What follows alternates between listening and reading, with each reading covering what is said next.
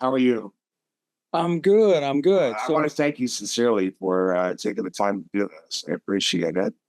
yeah, no problem. The whole goal here, Jay, is to really get into the mindset of some of the guys like yourself on their whole approach to music. Well, the creative process behind it. If there's any specific routines that you follow when you're writing or when you were recording, um, things of that nature. Sure, just ask away. What was your reason for pursuing a career in music? Start off with that. That was kind of a little bit like I had no choice. I guess when I was really young, 5 years old, I started on piano. Right. My father was a pianist, and so we had mandatory piano lessons, and so that was my instrument. And then I also played clarinet in my grade school band and things like that. But to get to my piano lesson, I had to walk through a drum shop. So every day or every week, I'd walk through this drum shop. And man, did I love the drums, right? It just instantly, I was just into it. So uh, the fellow that ended up becoming my teacher, Nick Lucchetti, every day after my piano lesson, he would give me a little drum lesson. So eventually, uh, he pulled my mom aside and just said, your son, he's got something here. He's really good. He's picking this stuff up fast. And so my parents were kind enough to go with it. Oh, They yeah. said, yeah. So I played guitar. I played, flute, wind instruments, piano, all of that. But I started focusing on drums and started a band with some really talented guys in Albuquerque, New Mexico. Right. And by the time I was 15, I was playing with Al Wilson, the soul artist, that had that big hit, Show and Tell, just a game I play when I want to say. Anyway, it's a very kind of Marvin Gaye kind of vibe. And Right. we opened up for the Ohio Players. So I was 15 years old. Basically, the bass player had to be declared my legal guardian, and I am on a big arena tour. You know, Nice. At that age, wow. yeah. So basically, okay, that's what I'm doing. I mean, I was also I had lots of talents in sports. I've always loved it. I was by that time I was an expert skier. My dad was on the ski patrol kind of thing and skied with the ski patrol fellas and played a lot of tennis on the city team, all that. I always had a lot of things that I was thinking about. I raced motocross. I had an endorsement, a sponsor. Um, but music just took took it away. Took the direction, and so by the time I was 18, 17, 18, I was asking my parents to let me take a break from high school to go on the road. To which all of our parents in the group said, "No, finish high school, then you can do your thing." I did 2 semesters at the University of New Mexico as a music major. And then our booking agent came through and we basically toured the Southwest and the West for just about almost 2 years. But during that time, um, a buddy of mine, Randy Castillo, who's a fellow Albuquerquean, and we were good friends, and we bump into each other on this circuit. And his guitarist, Glenn Sherba, said, "Look, I got a gig for you. If you come out to Los Angeles." And our guitarist was going to go do some work in Texas.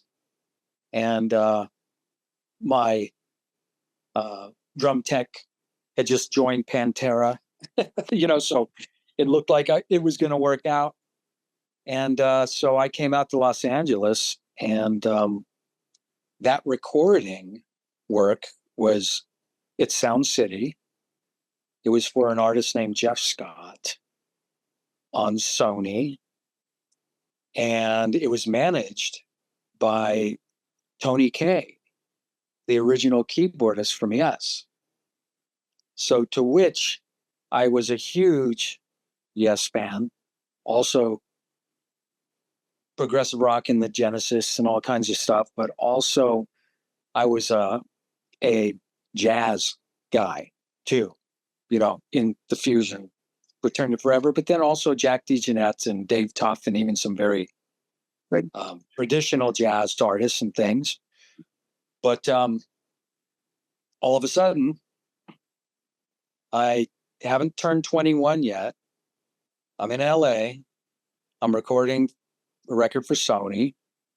And Tony Kaye finds out that I play tennis. And we're on the tennis court right after the first day of rehearsal. So I had my first legal drink with Tony. We ended up being the best buds ever. And my mentor, really, he taught me the ropes of how to navigate in Los Angeles. And then I, through working with him, became the house drummer at the Central, which is now the Viper Room. But back then, we opened it up. So through Tony, Tommy and Joey from Badfinger wanted me to join them. So then I was in Badfinger, and we opened up the Central, and I became the house drummer at the Central, playing with John Mayall, Robin Ford, Dee Johnston, Elton John's band, hanging out with Dudley Moore, all these Englishmen, right? And all the Yes guys. So I'm just 21, basically. So I had a lot of sessions. I was getting sessions like crazy. And that's pretty much where it all kind of happened and stemmed from, just in one kind of sinuous rush. And it's continued on ever since. I've done many, many different styles of music and played with different people, but the Yes thread has always That's right. Yeah, it's just always been the one that pulls me back in all the time. And certainly now, and knowing all these people, I mean, I used to, during the Union tour with Yes, Tony said, well, Jay, come along. Chris's daughter is out here. She needs looking after. And also bring your tennis racket. Let's just play some tennis. So I just hooked up on the tour and did, several dates, just playing tennis with Tony and hanging out with the guys and, all that kind of stuff. And 2016 comes along, and Alan was having back surgery, and he called me up and said, Jay, can you do something for me, mate? And I said, anything. I mean, he's actually the greatest influence on my approach to drumming, my feeling about drumming. So would you say that you're more jazz oriented than maybe rock or fusion? Well, it's equal. But I early on, I was very attracted to Return to Forever, Mahavishnu Orchestra, Al Di Meola. The drummers were Lenny White, Narada Michael Walden, Billy Cobham, Jack DeJohnette, those kind of things. But there was also John Bonham. Then there's Alan White. Bill Bruford was there too. Phil Collins, So it was pretty equal, but it was, I love Floyd Sneed too from Three Dog Night. I thought he was, and Elton's drummer. Oh, I'm just having I can't remember. That's all right. It'll come to me quick. But he's fantastic. Just the feel, the gorgeousness. So But you consider him more rock, if you don't mind. I'm sorry to interrupt, but Who? the guy from Elton John. Oh yeah, yeah. He's a very much of a rock drummer. Now we've got to discover his name because I've already mentioned his guitar player. There's D. Murray, Davy Johnston. Is he still There's playing with them? You know? yeah, yeah. He has been in Vegas when I was out there performing at Raiding the Rock Vault. Nigel Olson. Nigel Olson. Yes. Oh man, one of my fave dudes, man. I mean, really, God, talking about the most gorgeous groove backbeat, you know. Yeah. Check So him. I appreciate all that stuff so much. And Alan, you know, coming from playing with John Lennon, obviously he had that big backbeat and that wonderful groove and a sensibility with his music and listening. And when he ended up on Yes Songs, I couldn't believe it. I thought, wait a minute, how can this happen? You know, I was into Yes with Bill Bruford, and then all of a sudden, bam, Alan, you're kidding. I was sold right then and there. That was it. I love Neil Peart. I loved, you know, all that stuff. Yeah, I was going to ask you about that, Neil Peart. Oh yeah, no, I've played all of 2112 on tour with that band I was telling you about. We played everything, you know, Farewell to King, Xanadu, blah.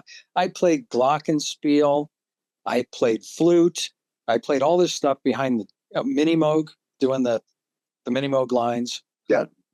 All of that stuff when I was out there 17, 18, you know.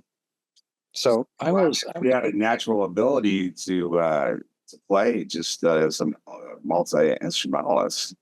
That's impressive. And you must have been pretty good to get the attention of guys like, you know, the guys from Yes, you know. So well, I guess yeah, that's the funny thing about it. It's hard to kind of know what it was about it, but there must be something. Randy Castillo and I used to talk about it. Now he was the bass player. He played bass for Ozzy at some point, didn't he? That's Phil Susan. Oh, Randy drums. Castillo was the drummer. Yeah, drums. Okay, sorry. Yeah, so we were buddies. He was 10 years older than me, but I was always playing with older musicians in Albuquerque. So my group of players was a few people from my own age developing, but a lot of it was jamming with the older guys. So I got to know Randy really well. And he was taught by Go ahead. yeah, he was taught by Nick Lucchetti as well. So we're both two students of Mr. Nick Lucchetti, the greatest guy ever, man. He ran the drum shop. Got to look them up. Yeah. Albuquerque is there's quite a few great musicians coming out of Albuquerque. How do you feel about guys like Danny Carey from Tool? Fantastic. Yeah. Amazing. Yeah, his whole group, whatever. It kind of reminds me of Crossman's John Bonham, Neil Peart, like a combination of a lot of those guys. Yeah, exactly. Mike Portnoy from Dream Theaters. Yeah, Mike and I crossed paths early on. I was playing with Graham Bonnet and in a band called Blackthorn, and we played a festival, a Foundations festival, something like that here in LA. So we had both of our kits set up and we were warming up. And we both just kind of looked at each other because I've done a lot of kind of progressive, very heavy double bass kind of aggressive music in some of my own bands and then others and things like that. So in some ways we are very similar in that regard. So we both kind of looked at each other and went, whoa.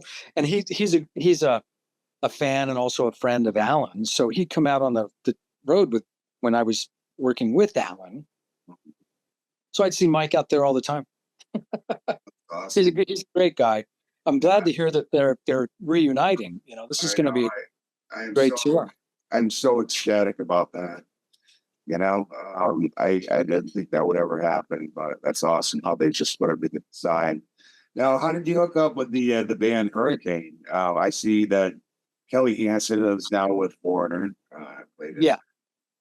Yep. the guys that I'm familiar with played in that band. So Well, back then I was Badfinger. Well, Tommy Evans was the second member of the group to take his own life, right? The story of Badfinger is a very tragic one, although brilliant band. You know, the first band on Apple Records, you know, very closely tied to the Beatles, everything. So Tony, who was playing keys, he went off to work on 90125, developing it with Yes. So I had some time, you know, so on and so forth. So I went on the road with Danny Johnson, um, guitarist, and we opened for ZZ Top on the Eliminator tour, which was some of the largest audiences I've ever played to. It's unreal, you know, actually. But then when I got back, uh, I got offers, and I was joining Stone Fury with Lenny Wolf and Bruce Gowdy. I was joining Lita Ford, so I was doing that. And Lita's manager, Gary Ballin, said, I know you're doing these other things and everything, but I got to tell you about something.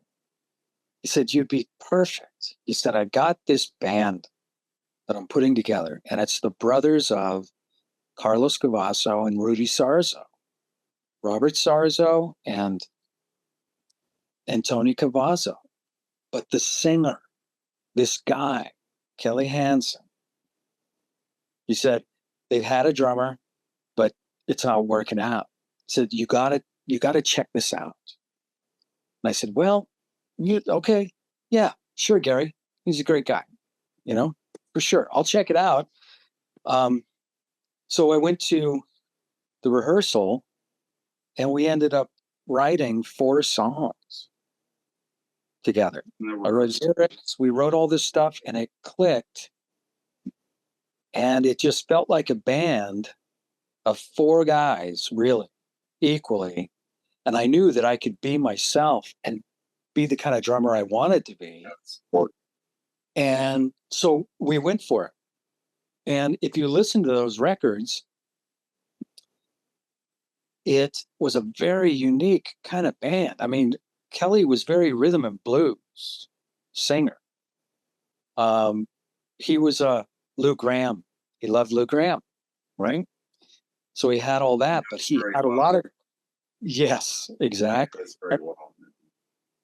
He's got a lot of, Actually, what's that?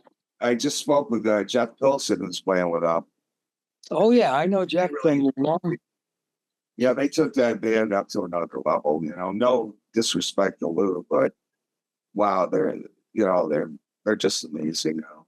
You know, and not Yeah. that they weren't amazing before. It's sad about Lou having, you know, Well, that's yeah, that's many years ago. So it's been on these younger legs for a little while, you know, and but no one is better doing that than Kelly. Obviously. So that was Hurricane, and it reflects in the music. He's got this blues, great singer, and in a lot of the writing, I would kind of have this kind of more rocky, but technical, using odd time signatures and kind of, you know, getting after it a little bit on the drums, you know, kind of thing. And yeah, it was a good band, really good band. Funny because you know the guys from Quiet Riot, basically, they're brothers. You know, and yeah, that's same. what they play. You know, I know Rudy's still out there playing, which is awesome. The guy's like 73 years old, and yeah, you would think he was, you know, still a teenager. The way that he's so passionate about music, it's inspiring. Yeah, you know, yeah. Robert's still playing. So's Tony. They have Um, they just released a record actually under Hurricane, maybe just earlier this year, maybe or something. It's awesome. Yeah. You know, I mean, you guys are still doing this, and at your age, and you know, I'm hoping I even get to that age. But the fact that you're so passionate about what you do and you continue to do this, that's to me, that's a true musician. That it's just in your blood. That you just that's part of who you are. Something that you just have to do. And I honestly, I think it keeps you healthy. You know, spiritually maybe, or even mentally healthy. You know, and Hmm. it keeps you. Yeah. It just amazes me because growing up, there's no way that I would have expected to see a 60-year-old rock star. You know, and Yeah, no, I know what you mean. I remember telling myself if I hadn't, significantly made it by the time I'm 25, I was going to look at something else. yeah, and there you are. You know, that's amazing. You play a lot of amazing bands I see here. That you know, you also played with Asia too. That's another Yeah. kind of branch off from Yes, isn't that? Like Yeah. a couple of the guys. Yeah. Jeff Downs. Jeff Downs is on keys. And Now, did you get involved in them guys because of who you knew? Same kind of deal with Yes. yeah, yeah. And it's all intertwined, so to speak. I mean, I did a lot of work. I met really my compadre and rhythm brother since 93, I think, through Bruce Gowdy. Um, he was in Stone Fury way back then before Hurricane. And he introduced me to Billy Sherwood.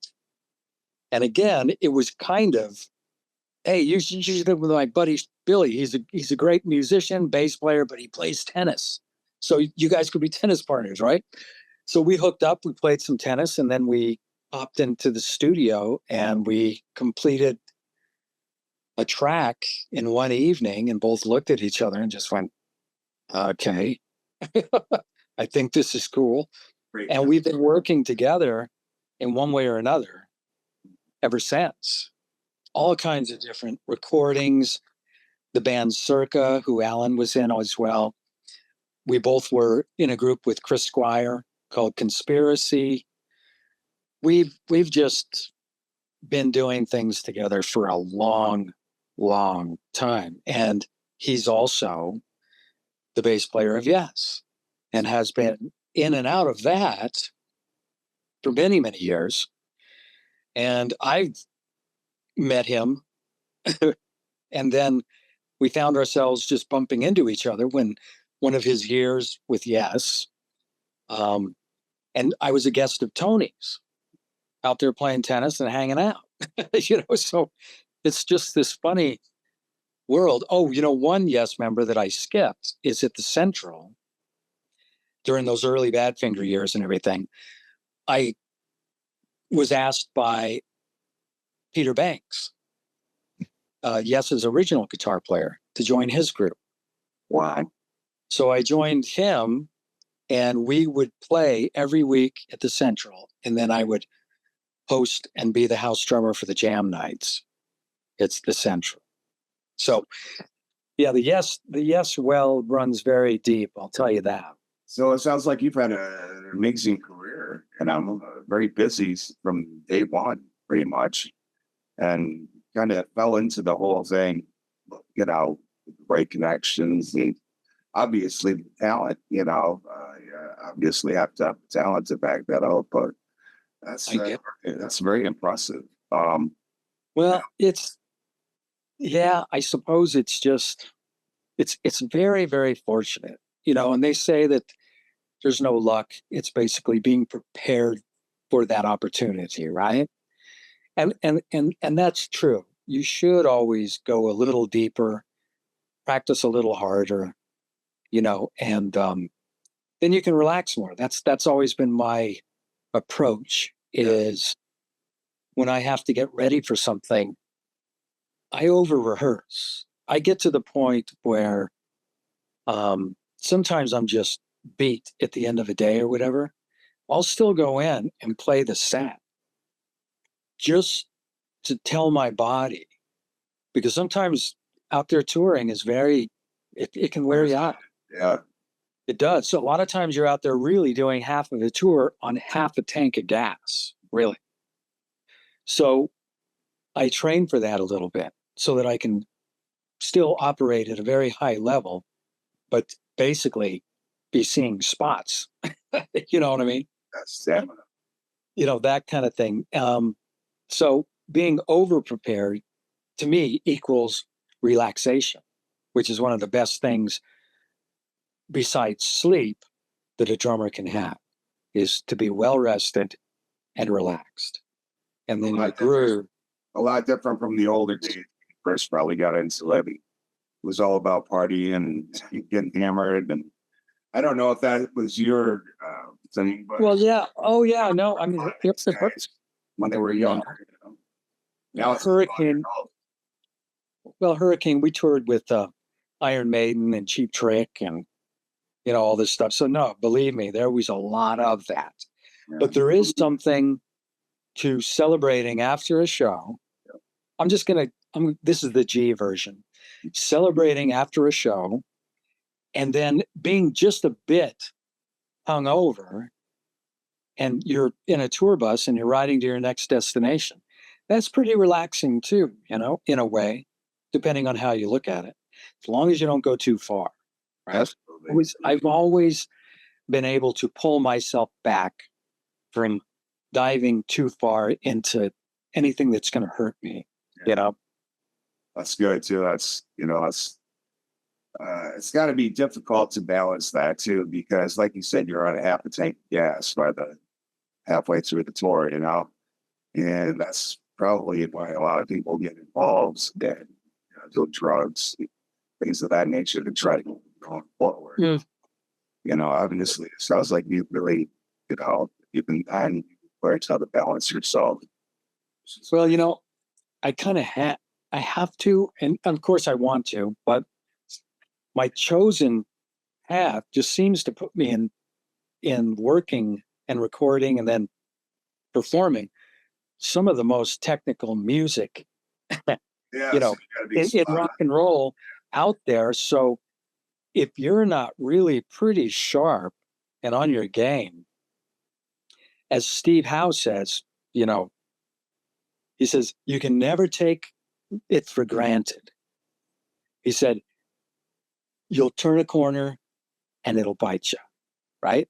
And it is very true, because there's a lot of time signature changes. There's a lot of poly counting.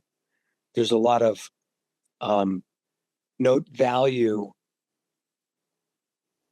counting that you would need to do to be ready for the next section, so to speak.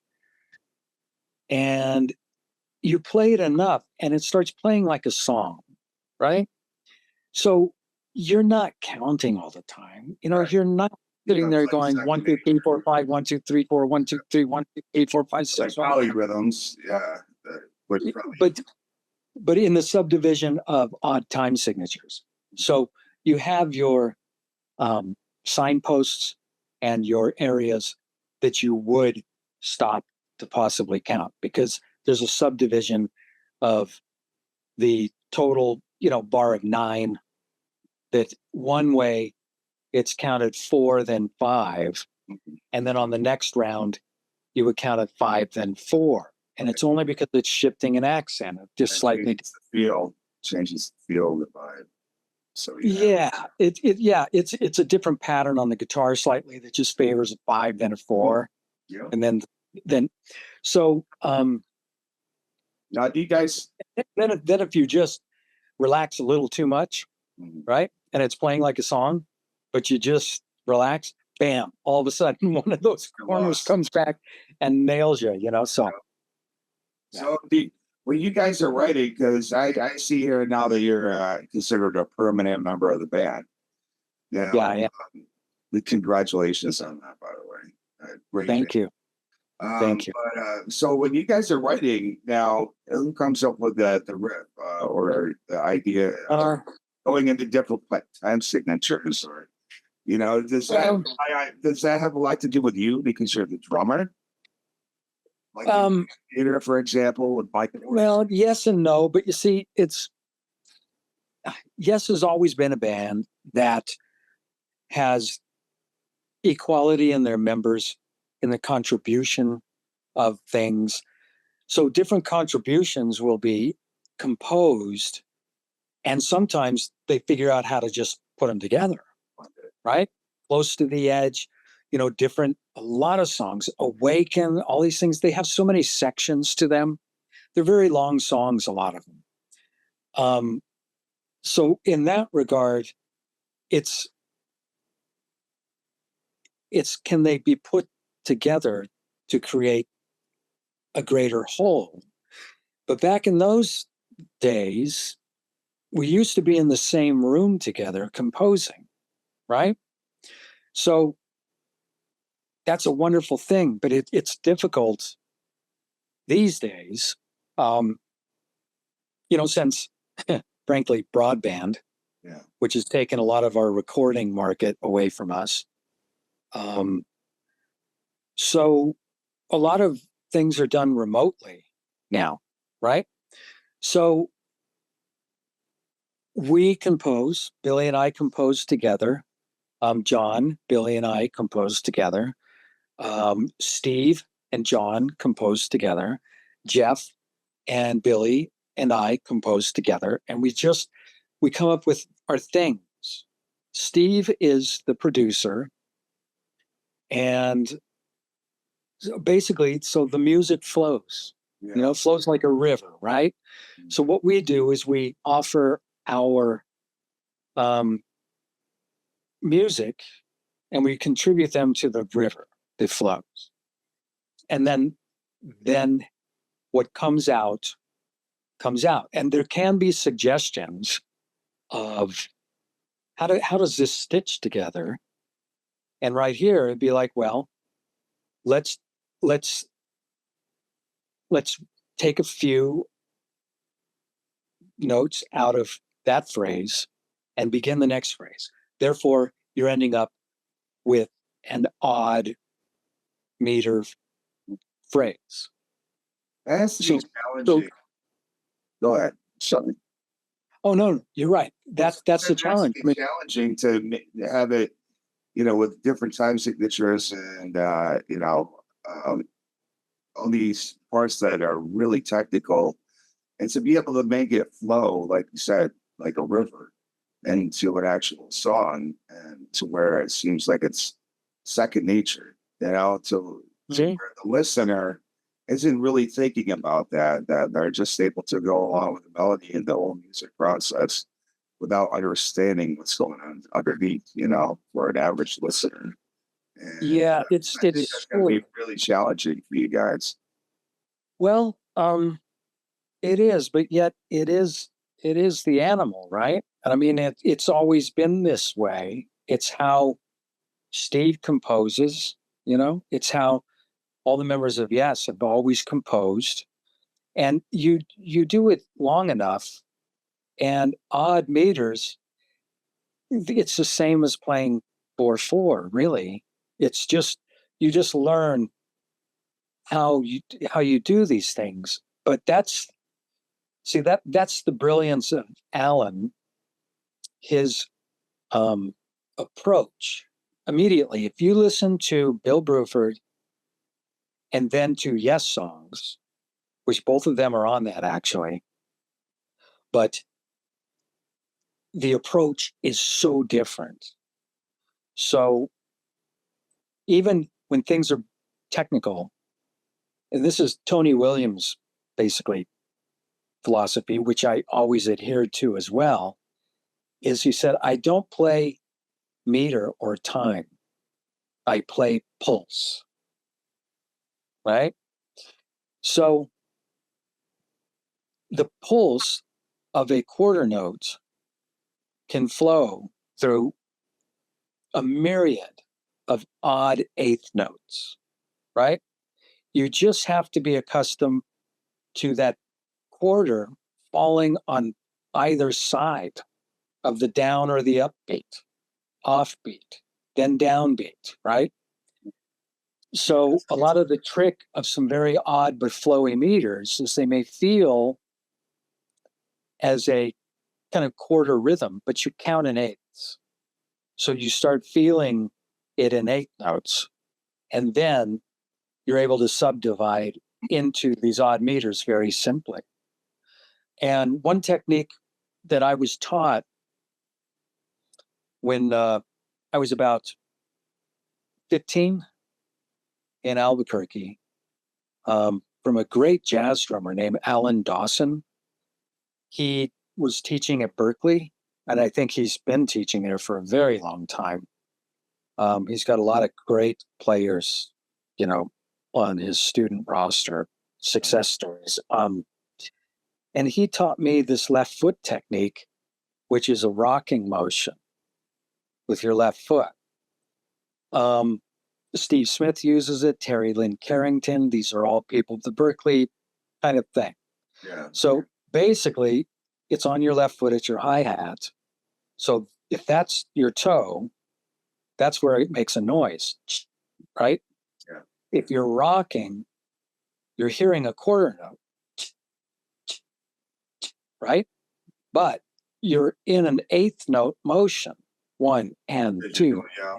3, and, right? That's cool. That's cool. Yeah. So if you're able to play everything you know while keeping this rocking motion going, which if you notice, there's a toe on the ground or a heel on the ground at all times, really. So your balance is very good, and your core balance at your belly is awesome. So you never feel off balance like you might if you're stomping. Right. Yeah. That's awesome. So you just, if you can learn, here's your pulse then. But 1, 2, 3, 4, 5, 1, 2, 3, 1, 2, 3, 4, 5, 1, 2, 3, 4, 5, 6, 1, 2, 3, you know, and it helps give you that pulse throughout even some very crazy bits of music. Now, To get technical. I hope I'm not getting too technical. you practice with a metronome, or when you guys go into record, do you use a click track? Yeah, Okay. most of the time, yes. Practicing, not so much. I mean, a lot of the work that I was doing in Vegas, rating the rock vault, which I don't know if you've looked into that or whatever, but that was an all-star Hall of Fame platinum, you know, they were some of the greatest players ever, right?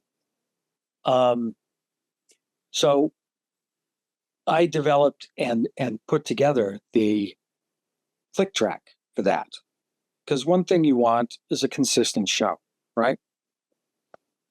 So that entire show, where it really needed to be tempo mapped, the tempo map, so you get the natural feel of things like Stairway to Heaven or something, because there's a real feel going on there. Yeah. And so we would run the show, you know, and I would talk to them, you know, on the track. I'd pre-record it. So many years of using clicks helps develop your groove, right? And since this is attached to the click, then this can become your click and your groove. I think every drummer, if you watch, has something that is autonomic that is holding them in their groove. You know, it's a head, shoulder, whatever. So that was that. But Yes is a completely organic band. And it is complex, but there is no artificial elements at all. No click You know? track. Did I use the click track for that? No, Wow. no, far from it. It's basically, how you feeling tonight? Well, maybe tonight will be a more, you know, maybe we'll do the relaxed set tonight, you know, and then I get the message, okay, Steve doesn't want to push tonight, you know, kind of thing. And we just play it, you know, we do our thing. We enjoy ourselves and have a great time. Some nights it's kind of more, you know, come on, you know, blah, blah, blah. So it's really all of us understanding and listening to each other. And that's probably the greatest tip that I could ever give to a drummer is if you do know other instruments, you already kind of know this because you're familiar with what other people are doing. Yeah. And drums, in my opinion, is there to support and also give excitement, kind of set a tone of attitude.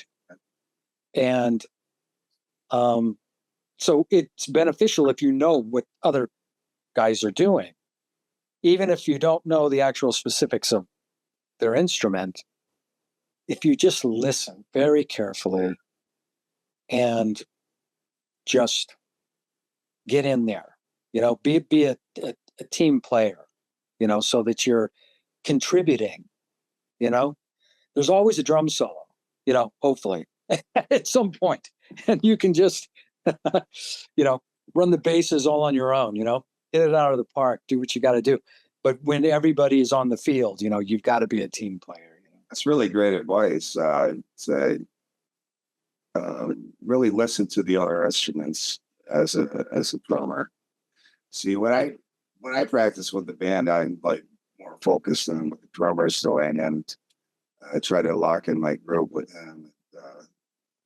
I played with some really great drummers that can work awesome you as well. Like that, like you're saying, so they really listening then. I think that's crucial, and I think that's great advice. Awesome.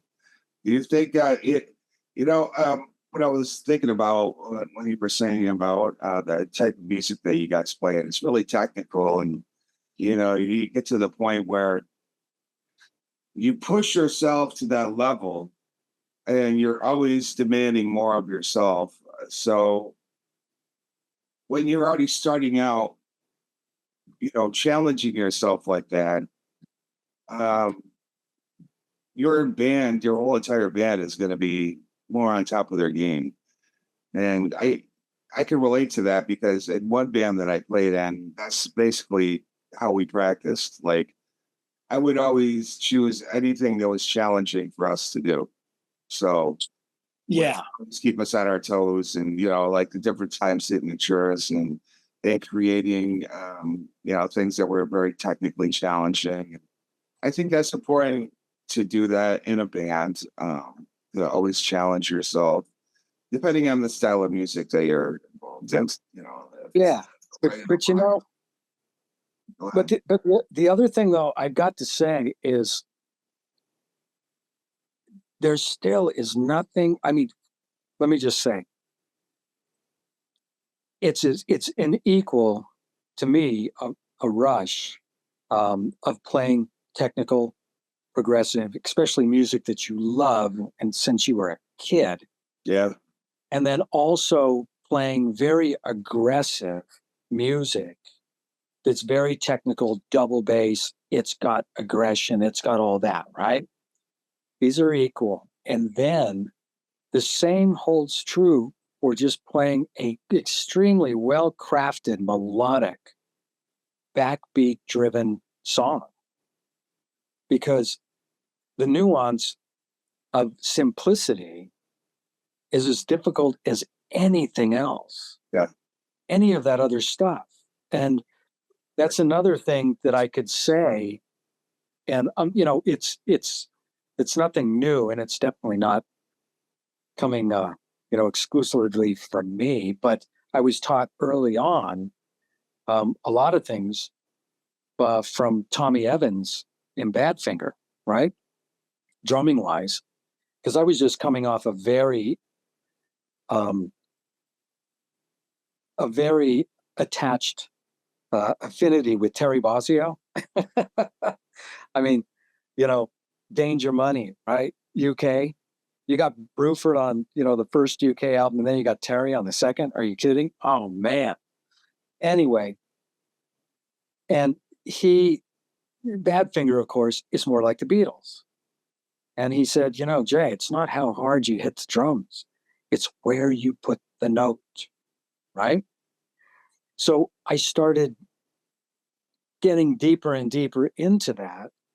And fortunately, I was kind of hanging out with Alan and the guys and stuff like that. And we started talking about that and the difference between the LA kind of groove and the English kind of groove, which if you have a click and that's your hard time, right? So you could put both of your notes, your kick and your snare, dead center, right? And that's a very techno pop kind of right, thing. You can put your kick dead on and drag your snare, which then shortens the distance between that snare and the next kick, right? So when that happens, Now, are these the different styles you're talking about? yeah, exactly. So Okay. when you backbeat the snare deeply on the click, so to speak, it creates that fat back snare, but the kick is on point. That's very LA, Steve Gadd, kind of thing. It's very groovy and it's very easy. It feels good. Your body just, you love it, right? If you go the opposite direction, which is much more of an English approach, that snare is dead on. That's a very, John Bonham, Ian Pace, kind of thing. And the kick can be a little bit fatter on the backside. So, with that in mind, that's just kick and snare on a quarter. But it makes such a difference in things. That's amazing that you picked that out. That, I've never heard drummers talk about something like that. That's like incredibly technical and obviously very, very observant on your end. Yeah. Did And you discover that on your own or just well, like I said, it's in some ways, yes. The idea of giving rests as much importance as the actual note you play, right? That's what I kind of started thinking about. It's like, okay, well, if you're playing dead center, then the rest is just a hard square, right? So bing, rest, bing. Well, if you move this, wait a minute, now the rest is a little bigger. And then the backside is going to be a little smaller. So you start thinking about the space in between the notes as well. But that's too much thinking. Conceptually, that's fine and dandy. And you understand why it's affecting our bodies and the way we feel when we listen. We're either swinging our heads or pounding our fists, or we're just like, bobbing our head, right? But what really kind of started cluing me in a little is just watching drummers' body language. Terry Bozzio, as opposed to Bill Bruford, their body language when they play is so different. Terry is just leaning on that snare, and Bill is very upright, and it's very on the money every time, right? And that carries on. Alan would just drop that snare like a hammer, but he'd be so just groovy and loose up on top. So I played in Rock Vault. There was so many different drummers that I was playing, right? And we were trying to be as accurate as possible. We're not just up there jamming. Right. We were trying to recreate the music so that when the audience heard it, the hairs would stand up on their arms. And that all came about, that fell perfectly into place with the way that I think, because I would just study the drummer's body language and what makes them kind of do what they do. Steve Smith is one of the most gorgeous groove drummers, I think. I've always loved his playing. And he uses the rocking motion, and his execution of the rests is so beautiful. I mean, just beautiful. You So have, you have a particular technique that you like to use between the two? Is there a preference for you, the California style based or the UK based, as far as mm, the well, or well, the music will take you there. You know, it comes back to that. I mean, it's like drumming for drumming's sake. I've never been into it for that. It's the music that you're contributing to, right? So if your ears are open and you hear the music, it tells you exactly, you know, filtering through your own system, it tells you exactly what you're going to do. So knowing more things and trying more things will always help you be able to adapt immediately. So if your brain is thinking, here's the groove. Oh, wait a second. I'm going to shuffle half of this groove into a triplet, but the backside of it's going to be a spot square, right? And that's just an example. It's I don't know what song that would be, but in order to do that, you would have to know the kind of feel of the shuffle, and then you'd have to come out and be able to straighten yourself into a hard square, right? So that's body language, and that's just awareness of the placement. And if you're doing it to a click, you would do this to a click. You would know how to shuffle with the kick a little forward, the snare a little back. And then if the back half of this phrase needed hard square, then as soon as you came back off the shuffle to that on spot on kick drum, that's your signal. And you go hard square. And then you achieve that that nuance, right? that's So just years of experience of knowing when to use that? I think so. Trust yourself. You have to trust yourself and you have to commit and just go for it, right? So I think that's the other great piece of advice, as I would say, Well, is you get to a certain point where you start to kind of understand that you may have a voice that's a little different. And it's through your influences, it's your choices, your work ethic, all these things, right? You should start reducing any kind of self-doubt and second guessing and start to trust your instinct of what you're hearing and what you would play. And think, don't think. I mean, literally, sometimes thinking is your enemy. You've put in all this time and all this work to develop into something. So be open, just be open. And when if the inspiration hits you, just get on board. Just cinch up that girth, hop in the saddle and go, you know? And your fellow musicians will let you know if maybe you're just jumping the shark a little bit. You're gone a little too far one direction. But you know what? You gotta go in a direction. Are you guys recording anything right now? Yes. Yeah. Touring? All of the above we're doing. We are in the middle of our third record in almost as many years, which is really great that there's still such a creative, flow going. Right. And we're getting ready to go on tour. We're going to Europe next week for almost 7 weeks. And then we'll return. And then we've just announced our dates with Deep Purple.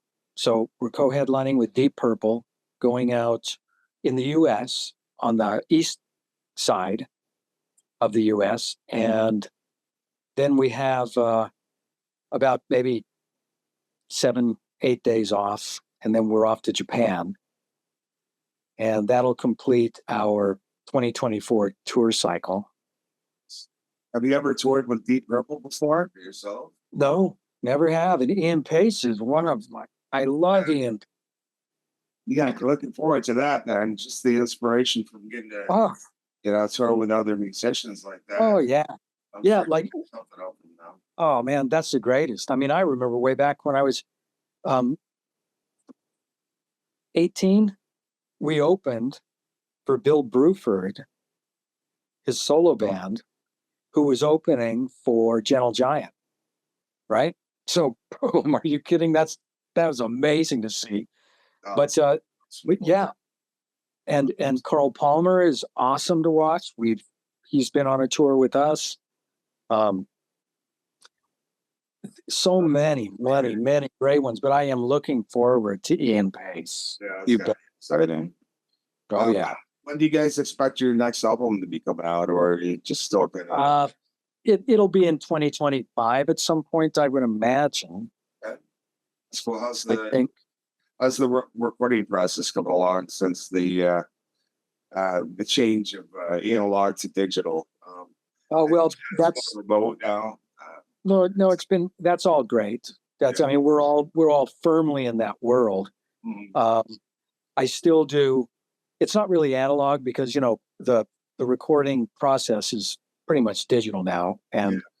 but I still do sessions where it's all of us in a room, doing stuff. But for yes, this process of sending things to each other, working, sending back, Yeah. it's working great, Yeah. and Steve is doing a great job at Producing. putting it all together, and the producing side of things, and Yep. creation as well, of course. So it's going good. Everything's really good. Right. Jay, one last thing is you find any final advice for aspiring musicians, maybe even a drummer. I know you've offered quite a bit since we've been Yeah. throughout this interview, but like an overall, in general, as far as maybe adapting to the whole industry right now. Yeah. I can't comment on that because frankly, if I got rolled over by the industry, so be it. You know, you still just make music, right? I mean, I don't know what it is these days, but you still make music. But I think the one constant is always keeping your ears open, your mind open, and your heart open, and approach it with that. And then, I think good things come to you. If you can stick to that, don't put yourself um, in front. You know, there is a point where um, just kind of putting your ego in there, as leading with your ego, let's call it that. I don't think it does you much service, really. That's good advice. So, Yeah. all right. Well, I want to thank you sincerely for your time. It's awesome. Yeah, you too, John.